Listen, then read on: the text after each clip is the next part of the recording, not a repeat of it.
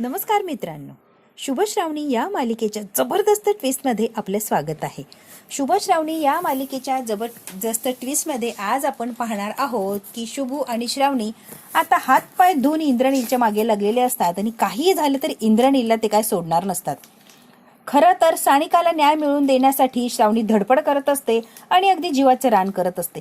काही झालं तरी श्रावणीने ठरवलेलं असतं की जोपर्यंत सानिकाला न्याय मिळत नाही तोपर्यंत मी काही शांत बसणार नाही.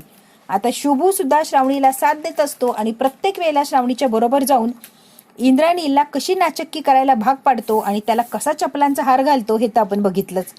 प्रत्येक वेळेला इंद्राणीला आता समोर आणलेलं असतं, पेपरात छापून आणलेलं असतं. आजपर्यंत फक्त सानिकाची बदनामी होती हे आपण बघितलेलं असतं. खरं तर आता श्रावणी आणि शुभूने हिंमत दाखवलेली असते. स्वीटीचा प्लॅन स्वीटीवर उलटवलेला असतो आणि सगळं काही डावपेच असतो तो इंद्राणीवर उलटवलेला असतो. खरं तर सानिकाच्या बाळाचा बाप दुसरा तिसरा कोणी नसून इंद्राणीले हे त्यांनी सांगितलेलं असतं आणि अगदी ठामपणे आम्ही सांगू शकतो, कुठल्याही परिस्थितीत आम्ही सिद्ध सुद्धा करू शकतो की सानिकाच्या पोटात जे बाळ आहे त्याचा बाप दुसरा तिसरा कोणी नसून इंद्राणीले. आता मात्र हे चॅलेंज केलेलं असतं. आता स्वीटी घाबरलेली असते आणि तिला माहिती की आता DNA टेस्ट वगैरे इन्स्पेक्टर येणार, याला अटक करणार, बरीच आता हे सगळी धावपळ होणार आणि इंद्राणीला जर अटक झाली तर मग तो काही सुटत नसतो. स्वीटी तेवढी हुशार असते कारण पोलीस स्टेशनला जाऊन श्रावणीने आणि शुभूने इंद्राणीच्या विरोधात तक्रार नोंदवली हे रुद्रने लगेच सांगितलेलं असतं.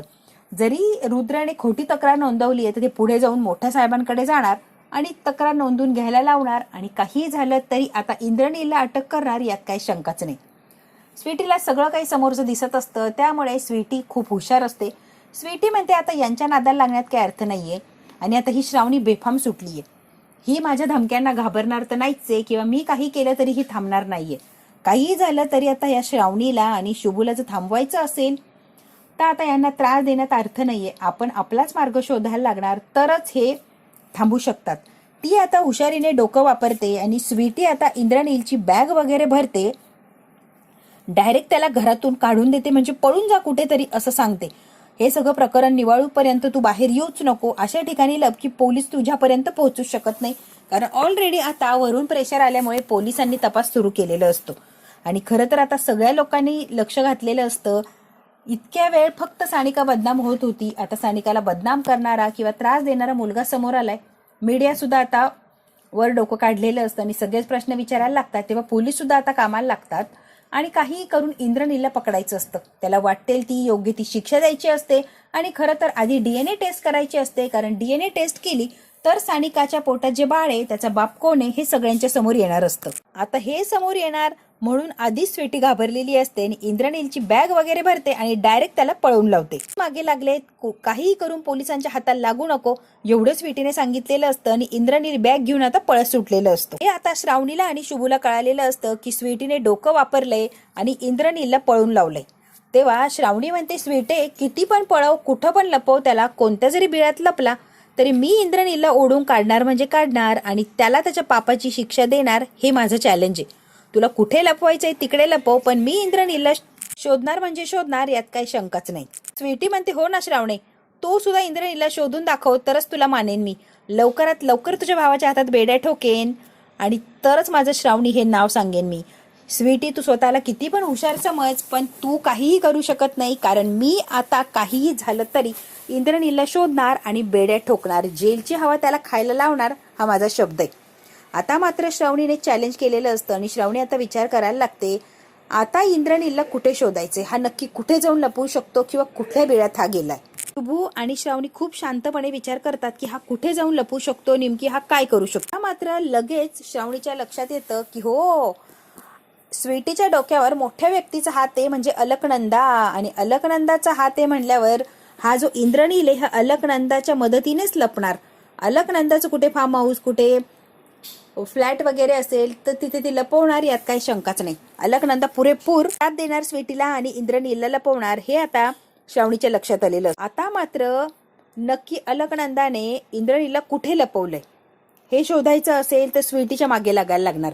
स्वीटीच्या मागे जर लागलं तरच आपल्याला इंद्रनील सापडू शकतो, यात काही शंकाच नाही. आता श्रावणी म्हणते की आपल्याला जर इंद्रनील कुठे हे शोधायचं असेल तर आपल्याला मोक्षाची मदत घ्यायला लागणार. आता मोक्षाची मदत घ्यायची ठरवलेली असते आणि मोक्षा स्वीटीवर वॉच ठेवणार असते. मोक्षाने जर स्वीटीचा पाठलाग केला तर स्वीटीच्या लक्षात येणार नाही आणि सहजपणे आता स्वीटी कुठे जाते, रोज कुठे जाऊन भेटते हे लक्षात येईल आणि तिथेच इंद्राणीला हे सुद्धा कळणार. म्हणून आता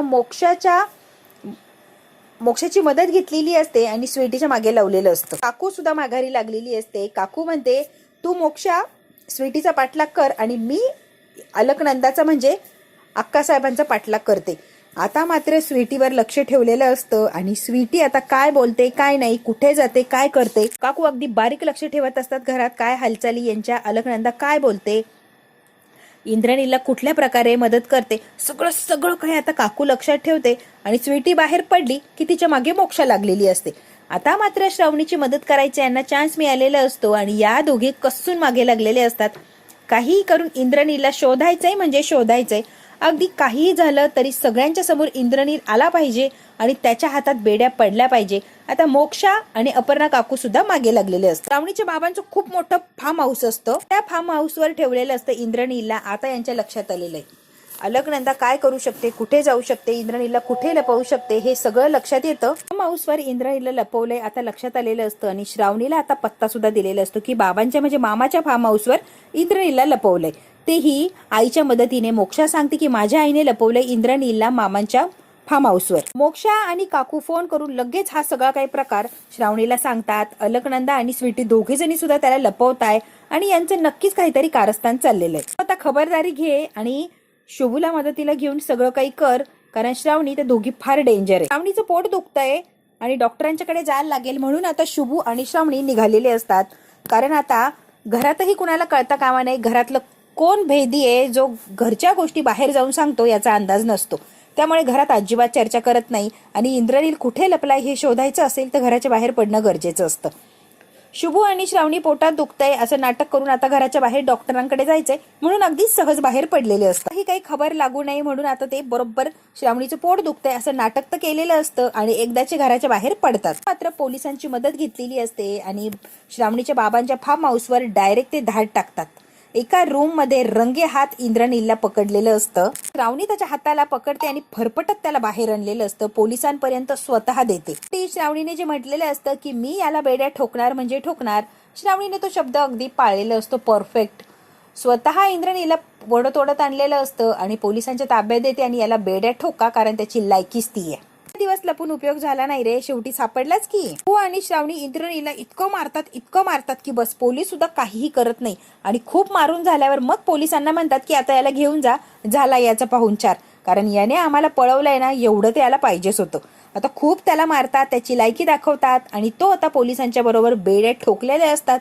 अशा अवस्थेत इंद्रनील पोलीस स्टेशनला चाललेलं असतं. आता स्वीटी फार हवेत असते की मी इंद्रनीलला लपवलंय, श्रावणीला काही माहित नाहीये. अलकनंदा मॅडम खूप खूप खूप आभार, तुमच्यामुळे माझा भाऊ वाचलाय, नाही तर ती श्रावणी पोलिसांच्या ताब्यात त्याला दिलंच असतं आणि काहीही झालं तरी पोलीस त्याला मारतील किंवा काहीतरी त्याच्याबरोबर वाईट करतील ही श्रावणी सांगणार, तसंच ते पोलीस करणार. Thank you so much Alaknanda madam, तुम्ही जर मदत केली नसती तर काय झालं असतं, माझ्या भावाची अवस्था काय झाली असती. ऐन वेळेला देवासारखे श्रावणी इतका मस्का पॉलिश करत असते, स्वीटी इतका मस्का लावत असते अलकनंदाला की खरंच मॅडम तुमच्या मदतीने माझा भाऊ सुखरूप आहे आणि कितीही काय झालं ना तर शुभू आणि श्रावणी या जन्मात तरी इंद्रनील पर्यंत पोहोचणार नाही किंवा त्यांच्या डोक्यातच येणार नाही की इंद्रनील कुठे लपू शकतो किंवा त्याला मी कुठे ठेवलाय. इतक्या सुरक्षित ठिकाणी आहे ना की तिथे मुंगी सुद्धा जाऊ शकत नाहीये आणि सगळं काही डोकं आहे ना अलकनंदा मॅडम तुमचं या. थँक्यू सो मच, तुम्ही डोकं वापरलं म्हणून, नाही तर मी तर ऐन वेळेला खरंच गोंधळून गेले होते. मला काही सुचतही नव्हतं किंवा समजतच नव्हतं की या प्रसंगात मी कशी आणि काय करू. खरं तर एरवी मी त्या श्रावणीच्या पुढे बडबड करते, पण आता इंद्रनीलचा प्रश्न आला, पोलीस समोर आले म्हटल्यावर माझं डोकं तर बंद पडले आणि मुळात सुरक्षित अशी जागा नव्हतीच की तिथे मी इंद्रनीलला लपवू शकले. तुम्ही मदत केली ना, थँक्यू सो मच. आता इतकं काय कौतुक करते की जणू काही आता अलकनंदाला डोक्यावर बसवते की काय स्वीटीने अशी अवस्था केलेली असते. अलकनंदाला आणि स्वीटीला मस्त आईश करत असतात, एन्जॉय करत असतात, आनंद साजरा करत असतात की श्रावणीला आपण चुना लावला. पण खरं तर कोणी कुणाला चुना लावला यांना अजून कळालेलंच नसतं. श्रावणीनेच यांची सगळा डाव असतो तो उलटवलेला असतो, यांच्या थोबाडात मारल्यासारखं इंद्रनीलला पकडलेलं असतं आणि म्हणल्याप्रमाणे बेड्या ठोकलेल्या असतात.